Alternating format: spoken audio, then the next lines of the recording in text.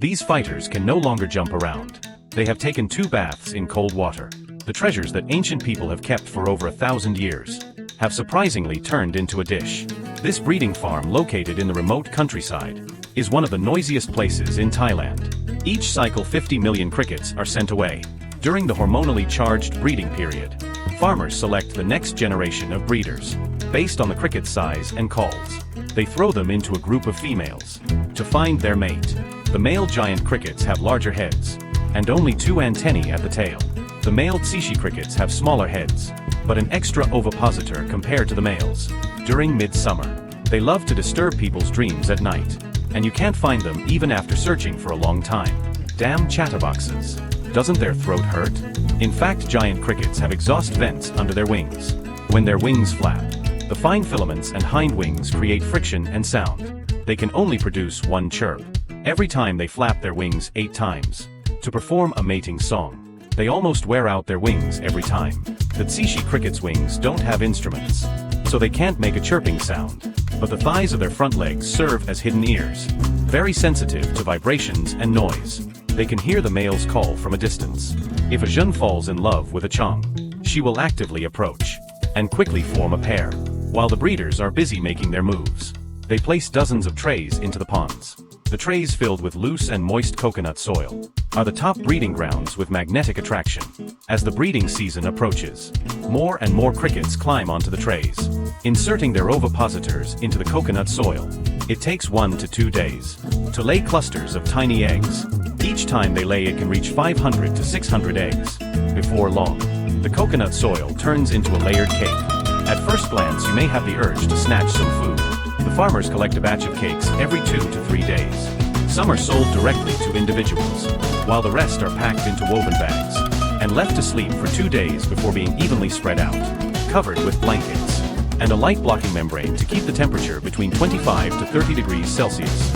After about 20 to 25 days, the once empty incubation pool is filled with thousands of tiny creatures. At this stage, the larvae are in their weakest form, with a body length close to 1 millimeter. Their bodies are translucent and resemble termites. They will live in the incubation pool for 3 days, until they turn into little black specks. Then they are ready to be sent to the nursery pool. A batch of healthy and high-quality larvae is the key to the profitability of cricket farming. This breeding pool, 2 meters wide and 80 centimeters high, is the stage for the winners. If they want to continue enjoying the feeding benefits, they must prove their abilities. Only those with strong vitality and firm bodies have the chance to survive to the next stage. Before the weak larvae move in, the workers perform a fire therapy on the pool, thoroughly cleaning it of unknown creatures.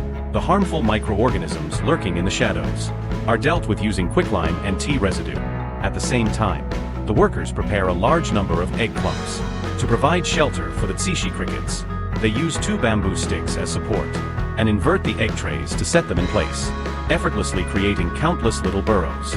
The workers use tools to collect the cricket larvae and temporarily place them near the coconut soil before sending them to the breeding pool.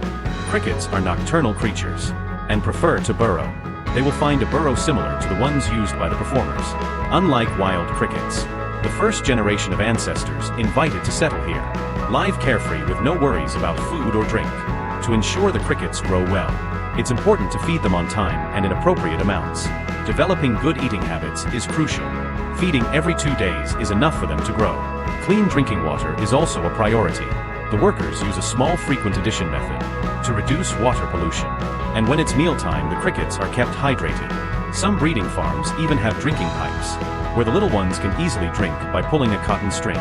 Tsetse crickets are omnivores. In addition to various grain powders and feed, they also need enough fresh leaves. Although a single cricket doesn't eat much, the farm houses tens of millions of them. In just 1 week, they can consume thousands of pounds of feed. Feeding them fruits and vegetables not only improves their appetite, but also reduces feed costs. Here, crickets don't need to worry about predators, nor do they need to search for food. They only need to focus on growing bigger. In just 15 days, they reach this size. Their harmonious coexistence will likely puzzle many. Aren't crickets solitary creatures, prone to fighting? Actually, crickets are social during their juvenile stage, though they become solitary and aggressive as adults. But male tsetse crickets generally don't fight female crickets. When 2 male crickets fight to the death, It's either to compete for territory or to win a mate.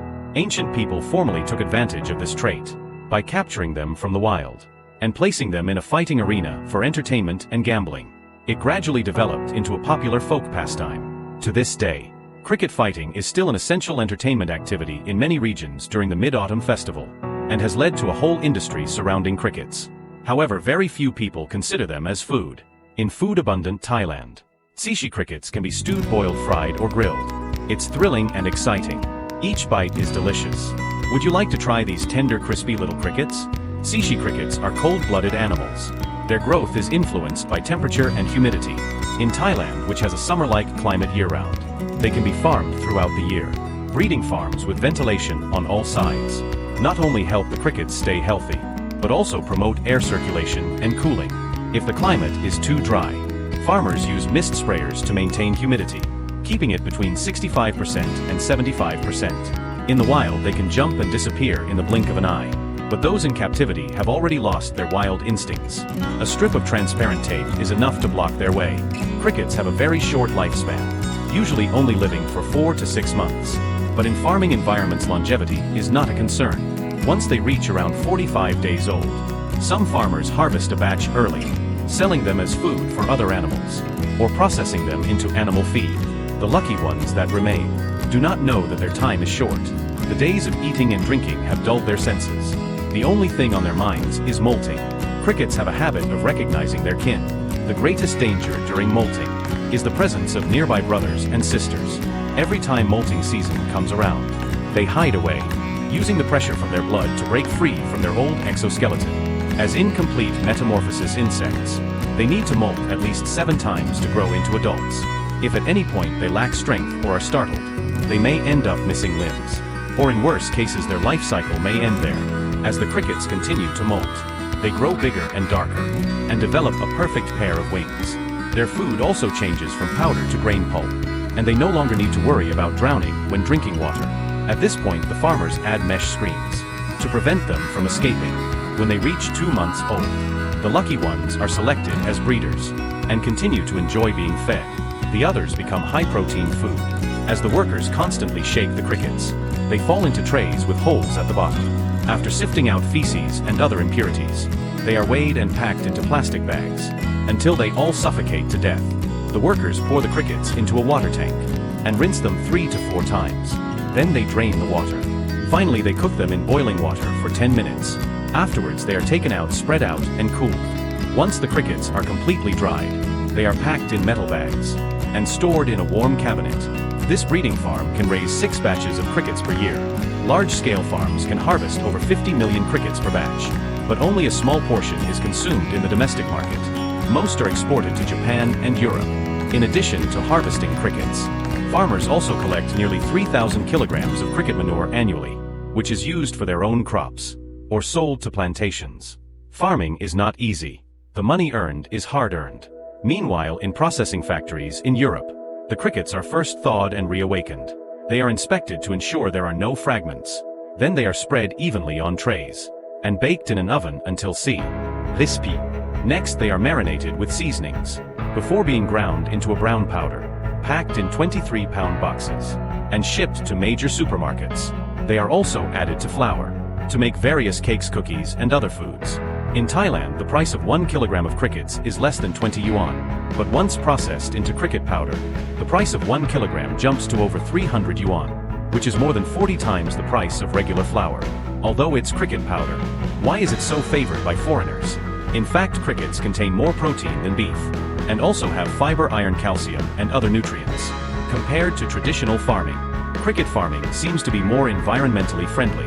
For example, to produce 1 kilogram of beef, more than 20,000 liters of water are needed, but only about 800 liters of water is required for 1 kilogram of cricket powder. Additionally, raising poultry and livestock can be affected by serious epidemics that also harm human health, but crickets don't have that concern. Cross-species viruses generally don't require preventive measures. They have the potential to be a food source for the future. So when you encounter this delicacy, don't panic too much. There are many decades of farming ahead. Eat with confidence. Thank you for watching. See you in the next episode.